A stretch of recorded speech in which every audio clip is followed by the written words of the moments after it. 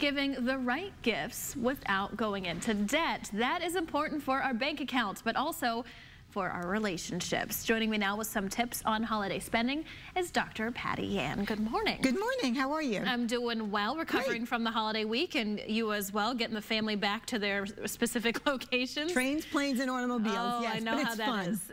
Of course, it's always a good time. Well, we're talking about, a lot of people enjoy the shopping during the holiday season, but how can we avoid ending up in fights because of that shopping? Okay, so for a lot of people and women, we're probably more guilty of this than men. I would say so. The holidays are a great excuse to shop, okay?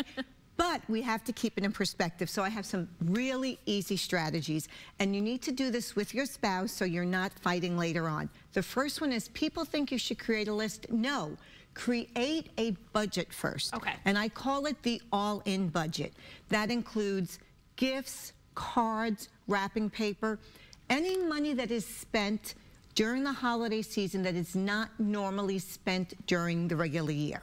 So that's the extra money that comes in. So have a budget in mind with all of those variables, not just the gifts. So come up with the number first. Come up with the number first, the all-in number. And then the second tip is then create your list.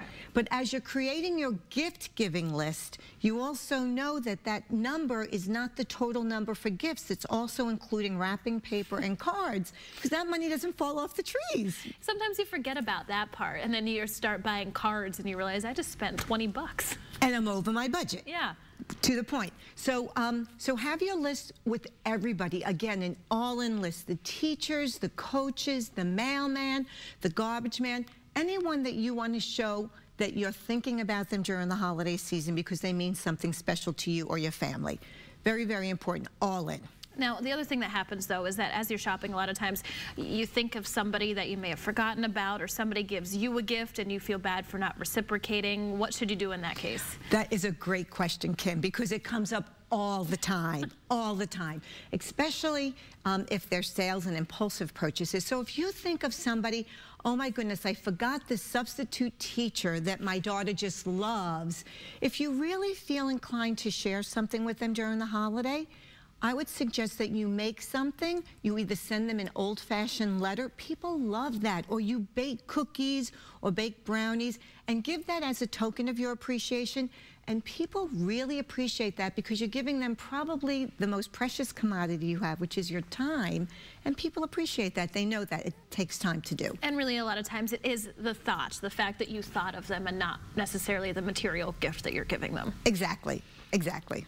And then the last thing is, people love to make impulsive purchases, and the marketers know this. They know exactly where to put the items that will get you to just, purchase it. So what I suggest is, no matter what's on sale, it can be 75% off. It will only cost you $5. It will be perfect for Aunt Susie. It's got her written all over it. Don't buy it, because the $5, the $10 adds up. And just have a little bit of self-discipline. It's so hard to pass up the good deal when it's 75% off, but if that's what's breaking your budget, not worth it. And it might be 75% off. You might have saved $80, but you just spent $5 that you weren't spending, so you're really down $5. That's the part that's hard to remember. Sorry. Thank you, Dr. Patty, and we appreciate your tips, as always, coming in this morning. You're welcome. We'll be back with more news and weather right after this.